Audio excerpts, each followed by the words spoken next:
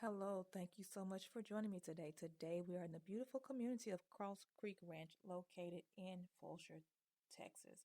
Now, this beautiful home that we're looking at currently is built by Pointe Home. It is called the Barnhart. Now, the Barnhart is a two-story, 5-bedroom, 4.5-bath home. It starts in the high $600,000 price range and it's a little over 3,000 square feet. Now, if you were curious about what school this home is going to be zoned to, this community is actually zoned to two different ISDs. Those are Katy ISD and also Lamar Consolidated ISD. Now, this particular home will be located in Lamar Consolidated ISD District, so the schools will be Huggins Elementary, Robertson Middle School, Dean Junior High, and Fulshear High School.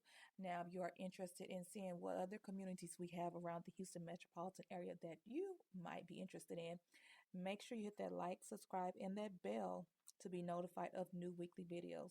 Also, if you don't know who I am Linda Blue, your new home consultant, helping you create the ultimate blueprint for all of your real estate needs.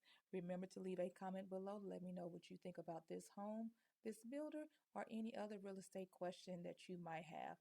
You all have a wonderful and blessed day and enjoy the rest of the tour.